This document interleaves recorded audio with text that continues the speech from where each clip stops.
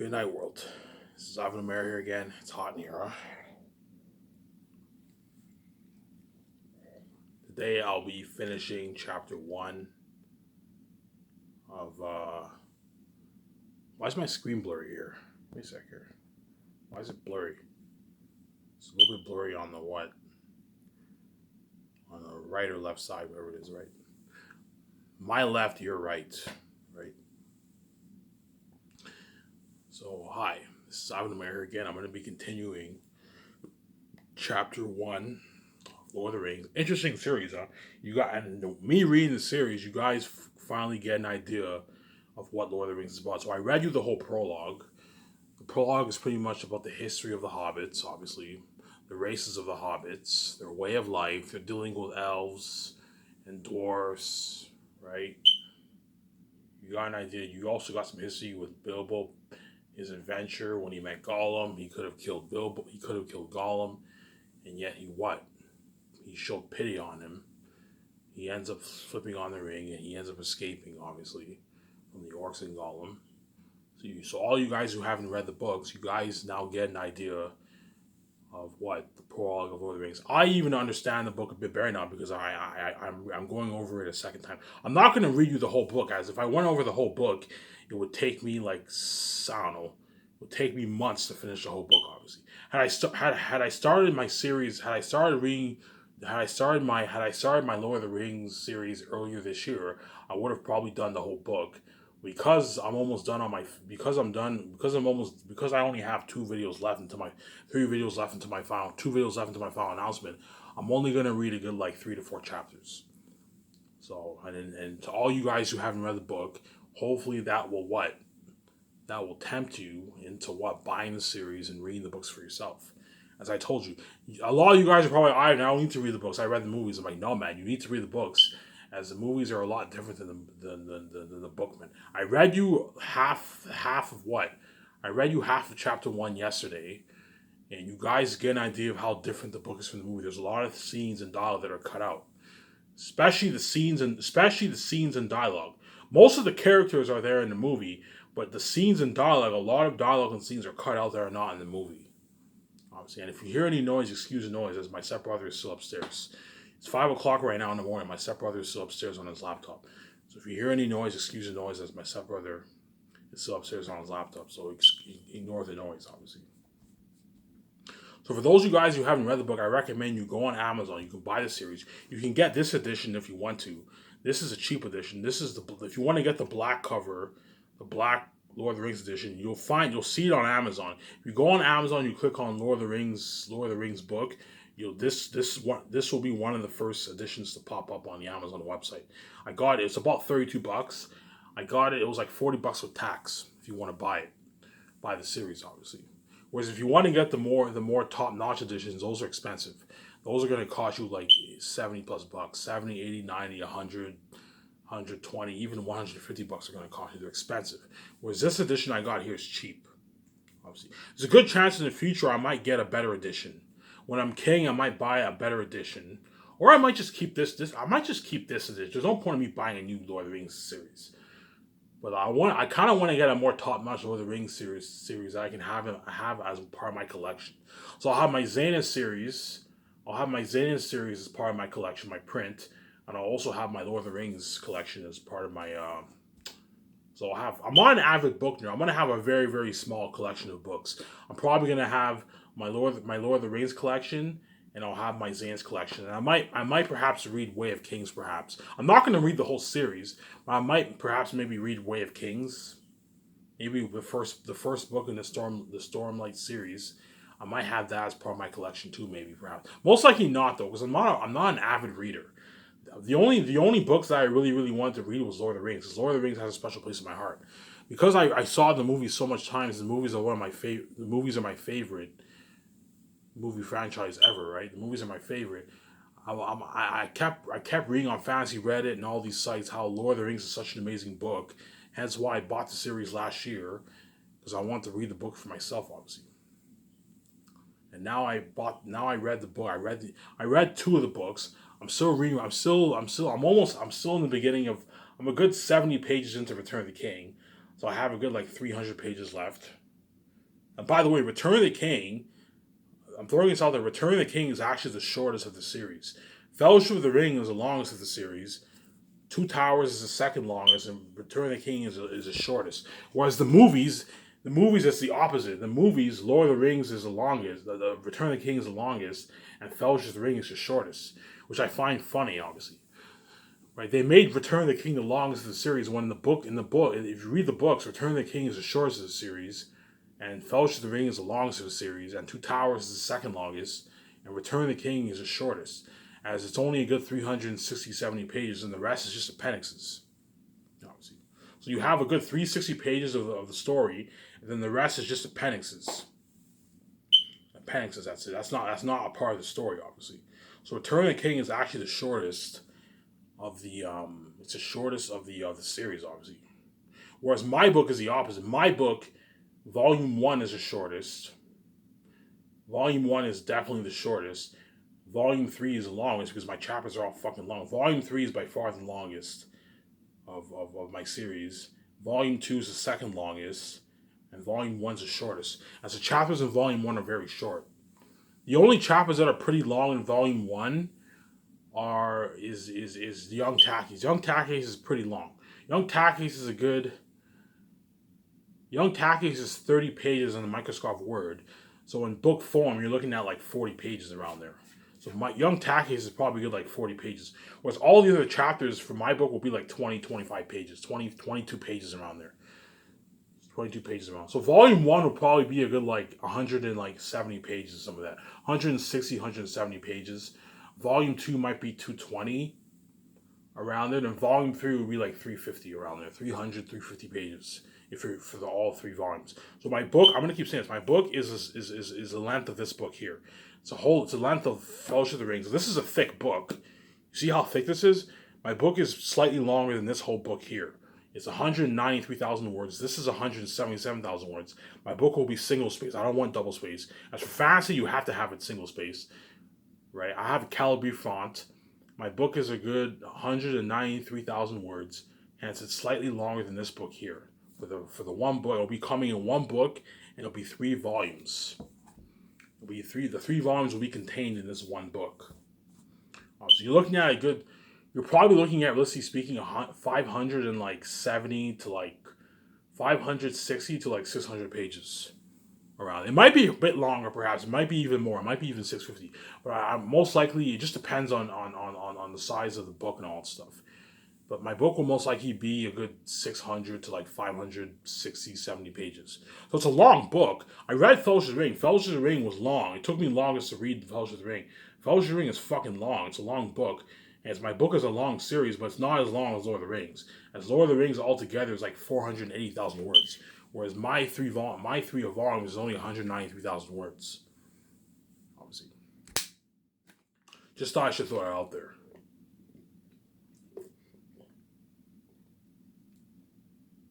I'm thirsty, man.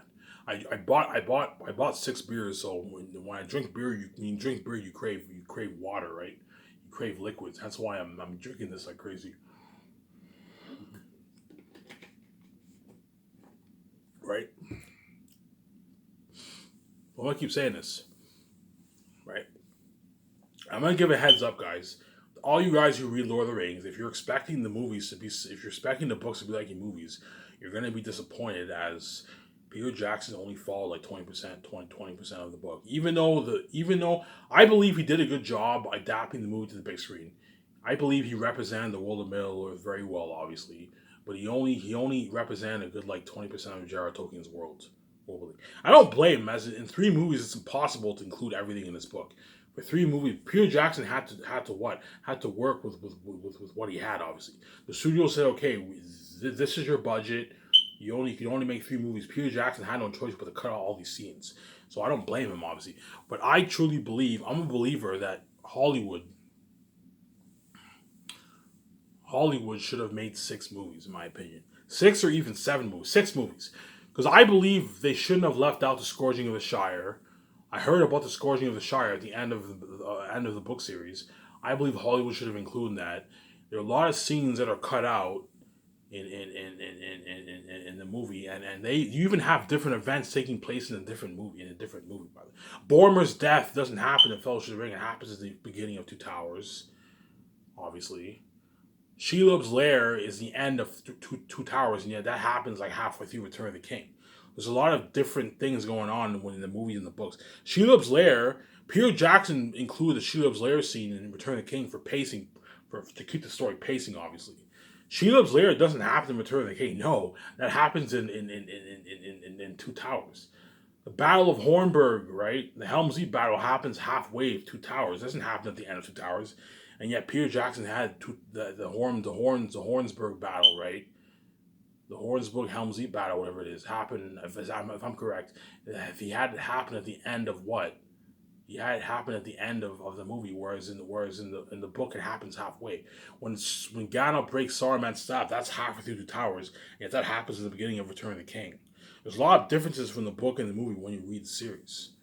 Obviously, when Frodo gets stabbed by the poisonous blade, Arwen, when Arwen takes him to Rivendell, that's not in the book. Glorfindel takes Frodo to Rivendell, and Frodo is a lot more braver in the books than he is in the movies. In the movies, they make Frodo out to be a wuss, whereas in the book, Frodo stands up to the ring-wraiths. When Frodo is poisoned by the blade, and the ring-wraiths follow him to the ford, right to Rivendell, Frodo confronts them.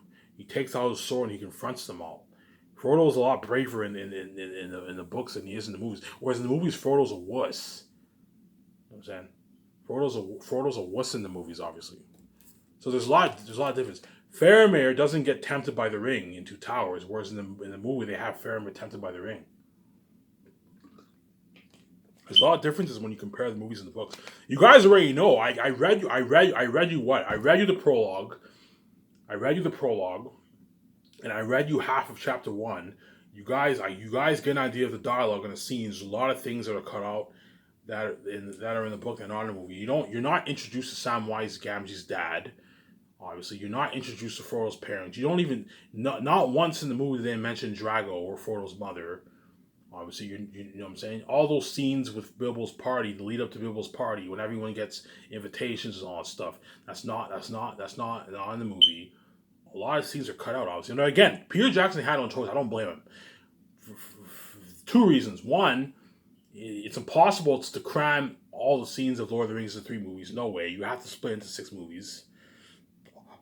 Obviously. And 2, Lord of the Rings is a difficult book to adapt, as there's so much stuff going on in the book. It's very difficult to adapt a movie like that.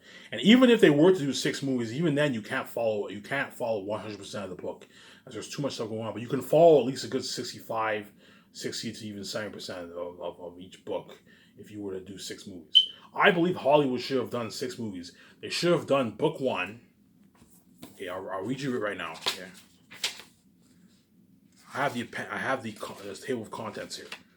Right. In my opinion, they should have done book 1, which is Long Expected Journey, The Shadow of the Past, 3 is Company, A Shortcut to Mushrooms, Conspiracy Unmasked, The Old Forest, In the House of Tom Bombadil. They should have included Tom Bombadil, in my opinion.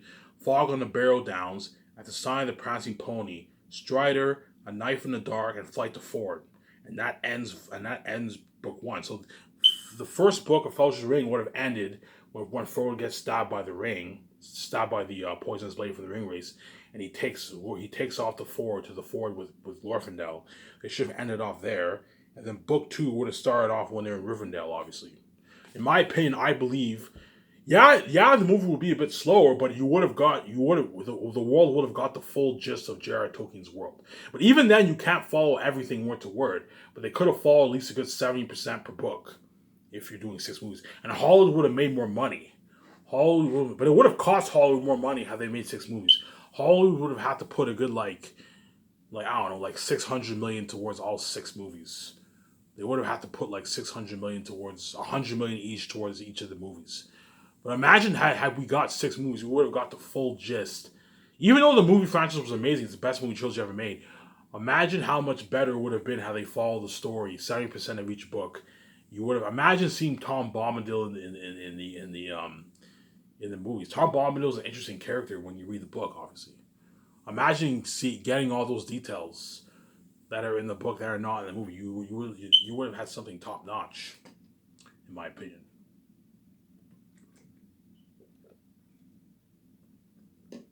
Right? Fucking thirsty, man. I might even get another water. Right? So today I want to finish off chapter one, and tomorrow I'll make my announcement. Tomorrow I'll be making my what? I'll be making my faces now. So you're looking at a more interesting video tomorrow. These videos are interesting, but it's obviously more interesting when I sit down and talk, obviously, than just seeing me, just hearing me read the book. But it's interesting hearing me. Lord of the Rings is a lot more interesting if you read it out loud. If you read out loud, the story brings the story to life.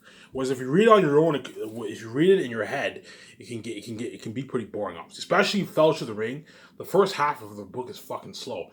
From all of book one is like slow. Nothing really happens. The only time it only starts to get interesting when Frodo gets stabbed by the ring wraiths. That's when it starts to pick up a little bit. And then the beginning of book two is pretty boring. When they're in Rivendell, it's just them talking. It's a huge drag. Tolkien goes on for pages describing the accounts of where we're on, many meetings, all that stuff. It goes on for pages. And then once the chapter when the ring goes south, that's when the story really, really picks up. When they leave to Moria, that's when the story picks up, obviously. But Fellowship of the Ring, in my opinion, is the worst of the series. As a book, it's funny because in the movie, in my opinion, the movie you can argue Fellowship of the Ring is the best, but the book it's the worst because Fellowship of the Ring is very slow. The whole first half, the book is very very slow. Nothing really happens in the book. The story's more linear, and it's just about Frodo, Merry, Sam, Pippin. They meet a few people along the way, and then the nine when they travel to Moria, you don't get as much characters. Whereas Two Towers, when you start to meet all the characters, you meet Treebeard, you meet Ugluk, you meet Grishnak, you meet Gollum. Gollum's interesting. You meet Faramir, obviously. You meet Erwin, obviously. You meet Armor. You meet Theoden the king, obviously, right? You meet all these characters, and the story is more interesting, obviously. Hence why I like Two Towers. Two Towers, the movie, in my opinion, the movie Two Towers was my favorite. Fellowship of the Ring, you can argue is the best, but Fellowship of the Ring, the reason why I don't like it the best is because Fellowship of the Ring is just about the nine. It's just the nine. The story's more linear. The only good thing I like about Fellowship of the Ring, the story is more linear. It has more of a clear focus. It's just about Frodo and Sam and the hobbits, their journey to Rivendell. They meet the others and they travel to Mordor. It's more linear, but you don't have as much characters and you don't really get to explore Middle Earth as you do compared to Two Towers. Two Towers, you have more characters, you have the Rohirrim, hence why I like Two Towers better than Fellowship of the Ring. In my opinion, Fellowship of the Ring, Two Towers is my favorite of the movies. Fellowship of the Ring is second, and Return of the King is by far the worst in my opinion. I found Return of the King was amazing, but Return of the King, when I saw Fellowship of the Ring on theaters, I remember when I saw it when I was like 10 years old. That was the best movie experience I ever had in my life. I remember I was shitting in my pants. I was so fucking scared. Like when I saw those orcs when I was 10 years old. But at that time, I never saw a scary movie before. I was so scared. And I've never been so hooked watching a movie as I did watching Fellowship of the Ring. Hence why I had the best movie experience watching Fellowship of the Ring. Whereas Return of the King was good, but I didn't have the best movie experience watching Return of the King.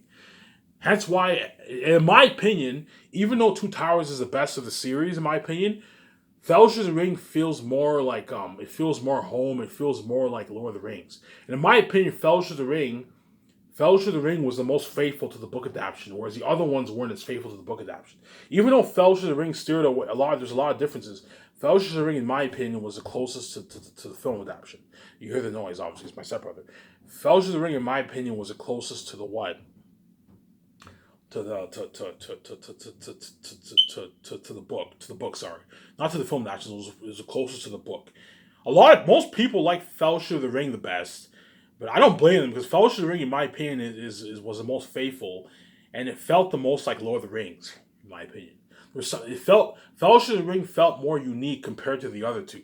Hence why you can argue Fellowship of the Ring is better than Two Towers. But in my opinion, I like Two Towers better because Two Towers you got to meet all these new characters. You get to meet Gollum. Whereas Fellowship of the Ring is just about the nine, the journey of the nine through the Moria. Hence why it's more linear. Hence why I like Two Towers better. Whereas Return of the King, in my opinion, was the worst. Return of the King, the wars, the battle over her harem was good. The beginning, the march, right? The march was amazing. That scene when he's like a sword day, a red day. You know what I'm saying? That was amazing. But the wars felt all rushed. The wars were very rushed. You know what I'm saying? And the CGI was pretty bad. You know what I'm saying? Some CGI in that movie was pretty bad. In that movie, like the Army of the Dead, in my opinion, the CGI for that was pretty bad. It reminded me of something from Scooby Doo. You know what I'm saying? So hence why I didn't like I didn't like what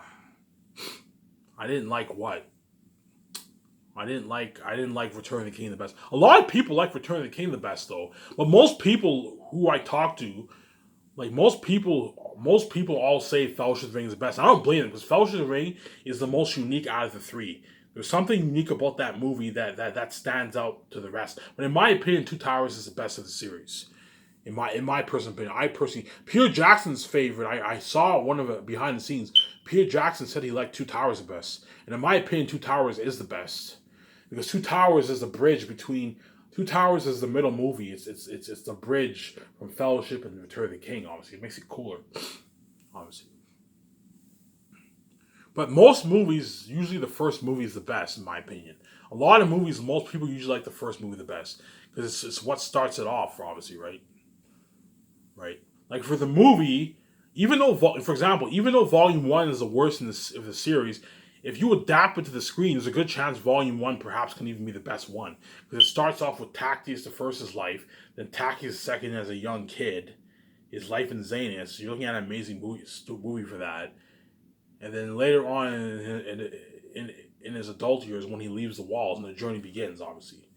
Whereas Volume Three is when you get all the action. So just because you have a lot of action doesn't necessarily mean your movie's better. The Return of the King has the most action, yet in my opinion, is the worst of the series. As the wars in Return of the King were rushed, whereas the best battle, in my opinion, was a Helm's Deep battle. Helm's Deep battle easily takes out all the battles in Return of the King. Whereas Return of the King, all the wars weren't that good. They were all rushed. Even though it had the most action, it was very rushed, obviously. But the Helm's Deep battle was amazing. That was sick. That was an amazing war. You know what I'm saying?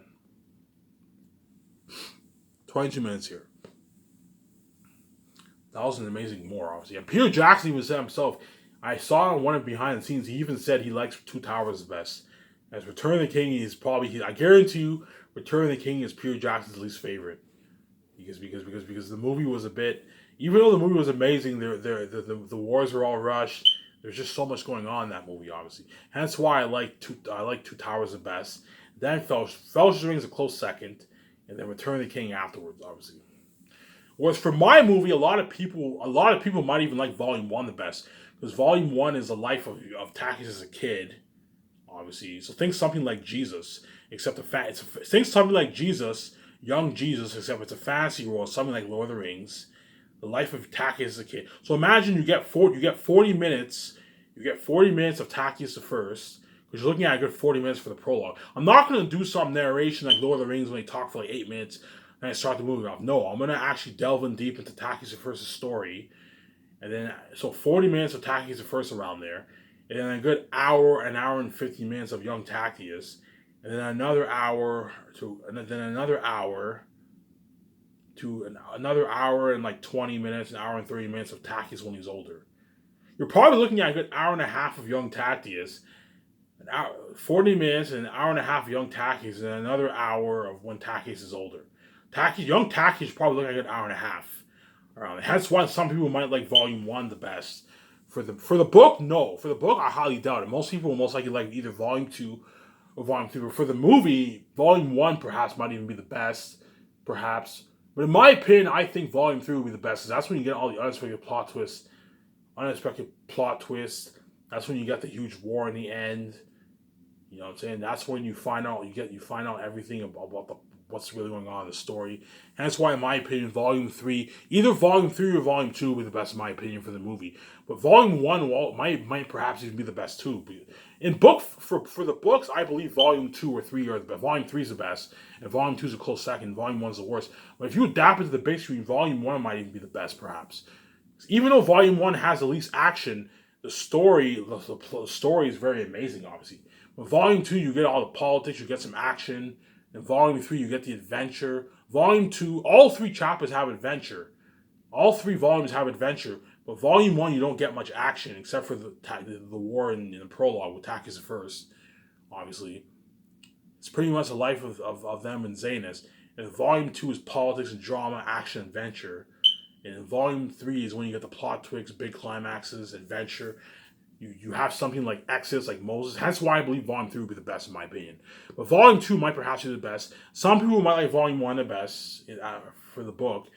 Most people are either going to like Volume 2, Volume 3.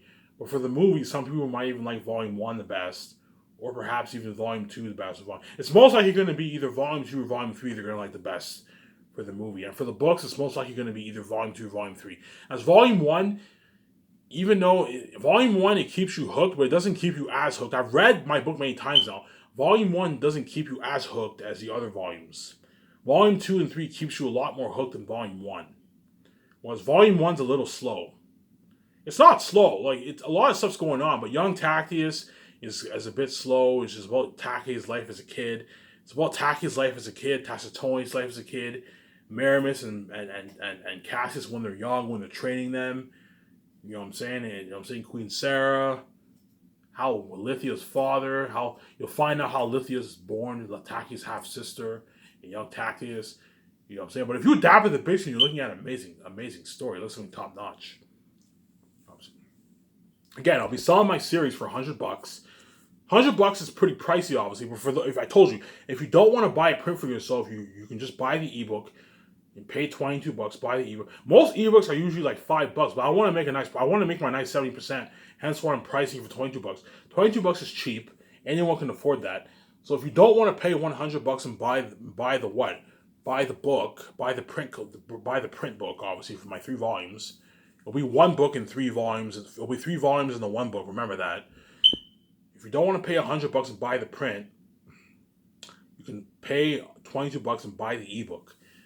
And as ebooks are what? Ebooks are cheap. And there's a good chance that most of the book nerds are going to buy the print because book nerds love having a collection. Book nerds all have a collection of books in their apartment or house, whatever it is. Hence why there's a good chance a lot of people, I don't know, probably a good 80% of the world, 70% of the world will buy the ebook, and then a good 30% will buy the print. I'm estimating here. I don't know. I'm just putting out numbers here. Probably a good, 65-70% will buy the print, and a good 30% will buy, 65-70% will buy the ebook, and a good 30% will buy the print. Most of the celebrities will buy the print because $100 is nothing if you're rich. But $100 is pretty pricey, but even $100 is affordable. As most people make on average a good $50,000, $60,000, $70,000 a year. So everyone has a couple $100 to spare to buy. Everyone has $100 to spare to buy my book, obviously. To buy my I'm personally gonna buy a print for myself. I'm gonna use the leftover money that I have from the fee, the money that I got paid from the fee, and I'm gonna use that to buy my my print. I don't want to read on ebook. You know what I'm saying? Because considering I've already read it online on my computer, I already read my file on the computer. I don't want to buy the ebook. I want to read it in print. I want to see what it's like to see my book in print. Hence why I'm going to buy a print for the print edition for myself. And in the future, there's a good chance I'm going to release an updated edition because you're going to find typos in my book. I'm going over my book right now, but even then, you're most likely going to find typos. So there's a good chance. And my book's pretty professionally formatted. But because I format Microsoft Word, obviously, it's not as professional. Obviously, my stepbrother is upstairs. So you hear the noise. It's not as professional, obviously. Obviously, right? I'm gonna shut the camera off here in 30 seconds because there's noise upstairs. I don't want you guys hearing that. I might just go have a smoke.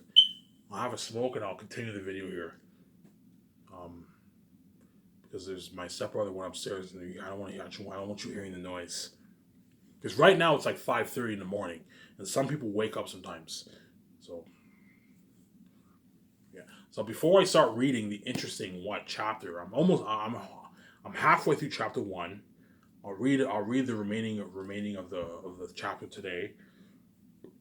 I hope you guys enjoy it.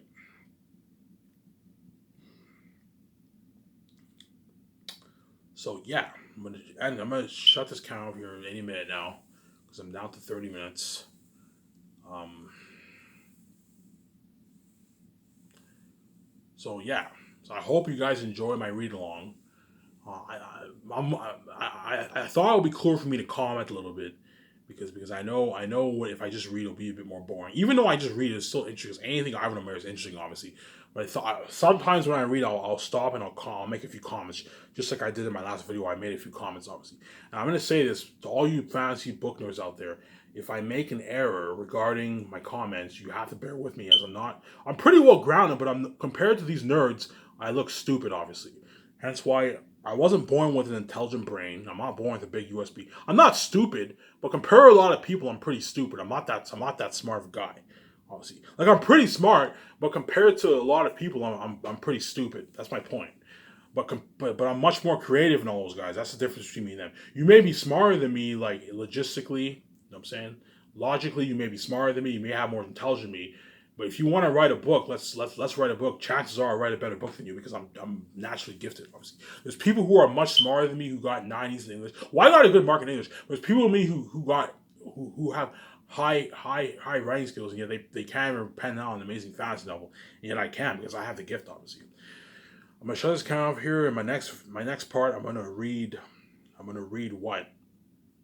I'm gonna start reading the remaining chapter of the long expected party. Shut count for here.